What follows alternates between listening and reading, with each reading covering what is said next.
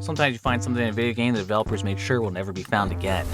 This is why today we're diving into the strangest patches and updates that were ever found in video games.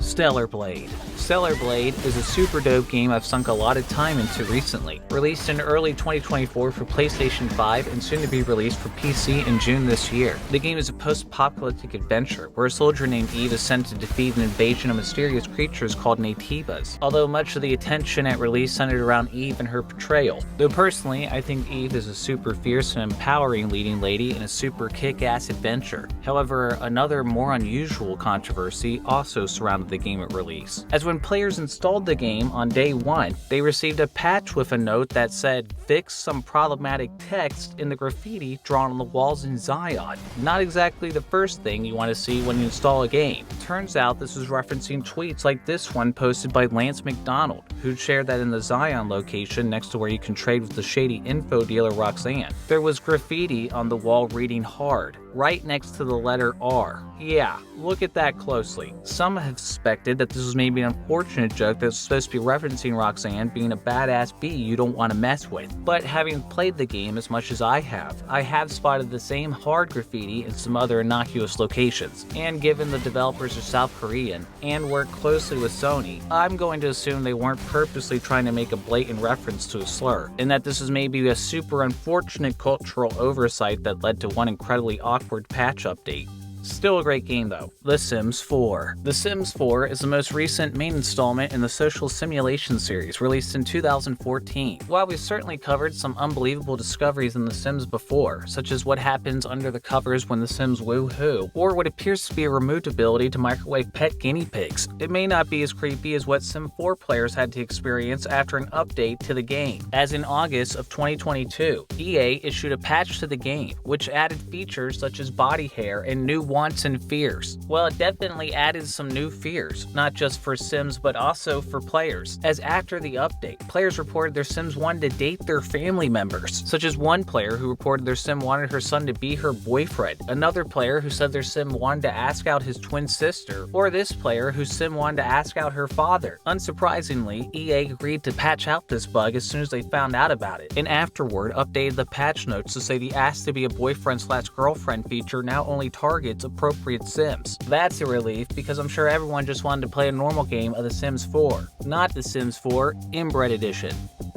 Dead by Daylight. Dead by Daylight is a popular multiplayer horror game where you can choose to be a killer hunting down victims to impale, or one of the victims screaming in terror. The game is known for its crossover DLCs with other horror franchises. However, the Silent Hill DLC added a bit of an unusual controversy to the game. The DLC released in June of 2020, adding Silent Hill character Cheryl Mason as a survivor and the Executioner as the killer. The Executioner, also known as Pyramid Head, is one of the most popular Silent Hill characters, usually seen cosplayed at every major gaming con, and apparently also one of the thickest, as once the DLC released, Dead by Daylight players couldn't help but point out how that ass looked underneath his robe, quickly making Pyramid Head thirst trap memes. With an ass like that, players were probably hoping to be captured by Pyramid Head. However, players wanting to get the DLC solely for that pyramid ass were sorely disappointed, as shortly after the DLC's release, angry Pyramid Head stands made the accusation that the developer nerfed his ass in an update, as it appeared to be smaller than before.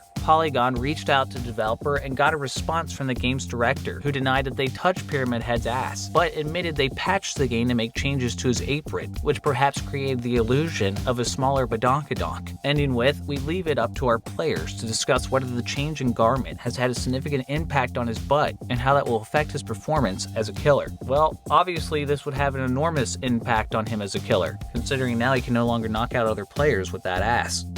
Horizon Forbidden West. Thanks to Kep for submitting this discovery on the Oddheader Discord. Horizon Forbidden West released in 2022, which stars one of my favorite game characters, Aloy, as she fights robot dinosaurs in her quest to save the world. Horizon Forbidden West also provided some serious Aloy fan service, though maybe not intentionally, as shortly after the game released, the Spanish YouTuber Axel Sparta discovered that by using the photo mode and zooming in while Aloy had on a certain set of armor, you could see see that she had extremely detailed alloy OLEDs, and she looks a little cold, which Sony apparently never wanted anyone to see, as they issued a copyright claim to get the video taken down, and then patched Aloy's extra assets out of the game. While the video was eventually re-uploaded to YouTube without issue, it makes sense that after this, some fans believe the game should be renamed to Horizon Forbidden Breast. Thanks to Kiki Bowlby for documenting this discovery that was never meant to be found, and for showing us how much extra time the developers over at Guerrilla had on their hands.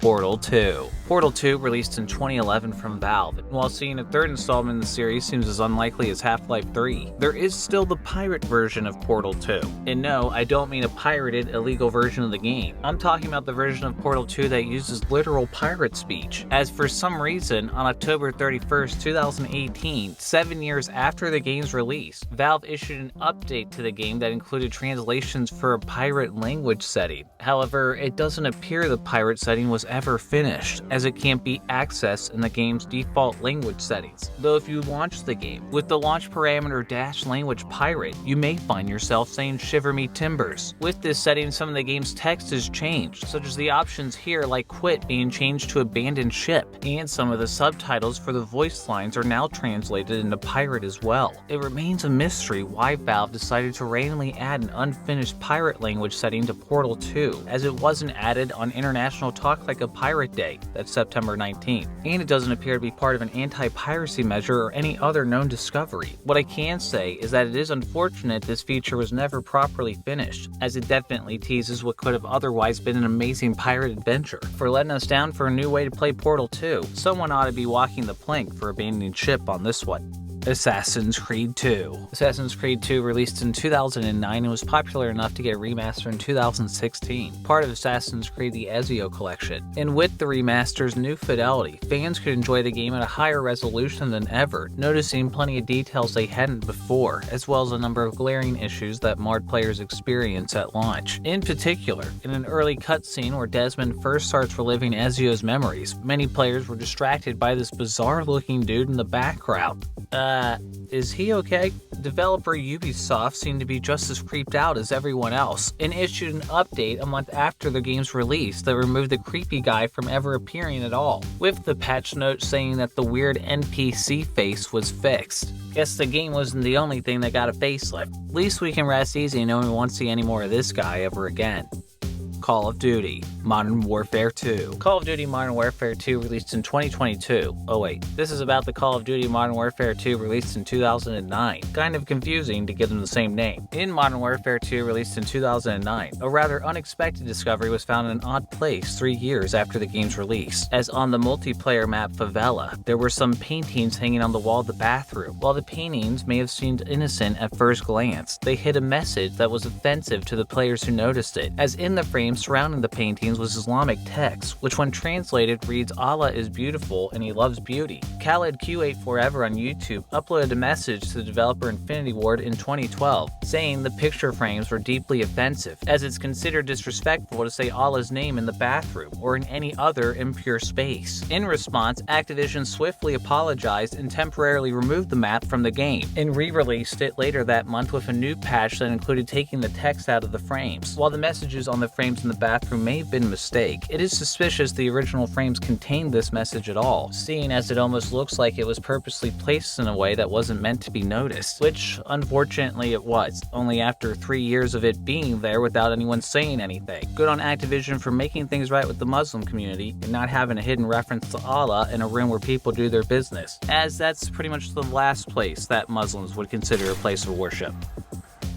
The Quiet Man. The Quiet Man is a game released by Square Enix in 2018 on PC and PlayStation 4 that switches between live-action video and beat-em-up gameplay. In an interesting move, the game follows a deaf protagonist, so it was released with no distinct sound or dialogue, which confused both players and critics alike. Without sound, you make your way through repetitive, awkward combat sequences with no context as to why you're beating up all these goons in the first place, confusing things even further. The same character models are reused over and over, over, and the same actress plays both your dead mom and the woman you're in love with. So are we just beating up the same guys repeatedly? Is that my mom or my crush? And why do we buy a hot dog only to leave it by the guys we beat up? Players who were deaf or hard of hearing also didn't seem to enjoy the game, with many saying the game's portrayal of being deaf was inaccurate and pointless to the game. Even the publisher Square Enix seemed to recognize how bad The Quiet Man was, including negative quotes from reviews in a Japanese trailer. This made it seem like Square Enix had accepted the failure and threw in the towel with The Quiet Man, when unexpectedly they issued a downloadable update 1 week after the game came out that added sound and dialogue to the game after players beat it. Doesn't that defeat the whole point of the game? Many speculated this was done as a way to make up for the negative backlash the game received, although the developers later claimed a DLC with sound was always part of the plan, to see if players' impressions matched the actual story of the game. Right, because confusing your audience to the point of frustration is always a great business strategy. Unfortunately, this update changed nothing, as the game remained an enormous mess with lots of issues, and given the experience everyone had playing The Quiet Man the first time, not many were interested in playing it a second time. Even worse, players still had to get through The Quiet Man at least once without sound in order to unlock the sound mode. And why wasn't it just unlockable when the game launched a week before? This whole DLC thing still seems kinda odd. Then again, all this does. Worst of all, even after unlocking the sound mode with subtitles, the story still doesn't make any sense. I think I'm starting to see why they decided to take all the sound out of the game. Sports Story. Thanks to professorboss and silly Iron Man for submitting the discovery on the platform formerly known as Twitter. Sports Story came out in 2022 for Switch in a surprise shadow drop from developer Sidebar Games. The game is a sequel to the RPG adventure game Golf Story, this time adding soccer, cricket, BMX, and volleyball to the mix, as well as a bunch of bugs and glitches, as the game appeared to be rushed in order to pull off the shadow drop. However, that became even more apparent once players made a discovery out of bounds of the game, as players who clipped out of bounds found a secret room. Inside the room was an office full of people who said they were the developers of a game called Golf. These developers didn't appear to be having the best time, as they explained their game has a troubled development, and someone keeps requesting new features and that they should have made the game work before adding them. The developers then fight about the dialogue they're writing before someone says, "I wish you would act like a whipping boy for once and actually do something." Another developer says they become despondent and went to the depths to accomplish impossible programming tasks, and that their work would probably end up getting cut before the developers argued about the cutscenes not working. Guess we weren't supposed to know how stressed the developers were over there at Golf, as the game was quickly patched to block access to the room. However, players still found a way in, though all the dialogue was altered to make them sound happy, though maybe a little too happy. The developers now say that they're ahead of schedule, and the office is setting records for employee happiness. They now say they've abandoned the notion of creating their dream game and are now maximizing productivity. However, they also say they didn't forget, never deleted a single line of code, and they keep their backups far away, safe in the jungle. But the ferry doesn't go there anymore. Or does it? What? One developer says they're in on their day off because they just can't get enough of the positive work environment, and this must be how a cat feels when paired with a pet-first absolutist. The developers continue to go on about what a great place to work it is, their well-being coming first, and other things the boss probably wants to hear. I'm starting to think the original developers are buried in the jungle. Well, if this was patched in order to make the developer look better, I'd say that backfired horrendously.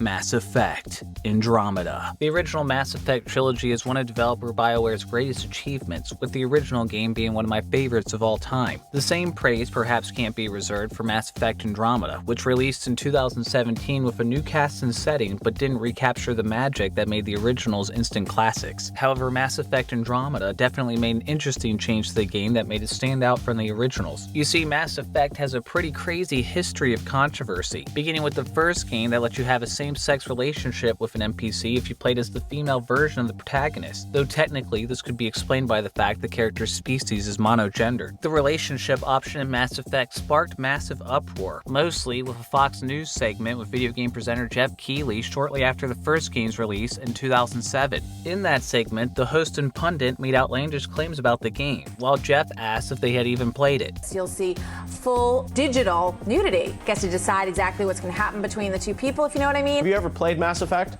No. An interview with a Mass Effect developer in 2021 revealed that this resulted in the publisher requesting that BioWare tone down the gay in Mass Effect 2, which led them to removing the character Jack's same-sex romance option at the 11th hour, confusing players like me and even Jack's voice actress, who believed the character was clearly queer as hell. That was 2007, and interestingly, in 2017, the opposite happened, as when Mass Effect Andromeda came out that year, players questioned why there weren't more gay options for the male protagonist, especially considering that meant you couldn't get the 3 romances achievement as a gay man, plus the fact he couldn't romance any of his male squad despite one of the character's species being gender fluid. BioWare actually listened to this feedback and patched the game to be more gay, allowing the protagonist to romance the gender fluid species character Jaal. Surprisingly, an interesting inverse of the same thing happened in Cyberpunk 2077, as in the game, the character Judy can only be romanced as a gay woman. However, modders found by entering code into the game's console command, you could unlock a hetero option with Judy that was even complete with male V voice lines recorded for the romance. While fans assumed developer CD Projekt Red removed the hetero option with Judy, CD Projekt Red clarified Judy was always intended to be gay, and she'll always be gay as the reason for the male voice lines was because they recorded every single line in the game with both male and female voiceovers, just in case there were any mistakes in production or localization across all the different options. Well, respect to the developers sticking more to their guns these days, although as is the case with both Judy in Cyberpunk and Jack in Mass Effect, you could just download the mod for the other option. In the end, hackers always find a way. If you enjoyed this video, please subscribe, and if you know of any other discoveries that you think I may have missed, submit through oddheader.com, come join the Discord, or even send me a shout through Twitter or Reddit. Shout out to Aaron Johnston, Angel the Fox, Ash Photography, BitWiff27, Black EV50, Chad Biscuits, Eddie Talkspin the Bleach Primate, Flex, Jailbreak, Isaac Murillo, Kieran Bolton, Nat XD, Nova Vega, The Meatly, Phoenix157, Rackman22, Riley S, Robert Eisenman, Select, Subrock, and Terrence Stock for their Patreon support. Stay tuned.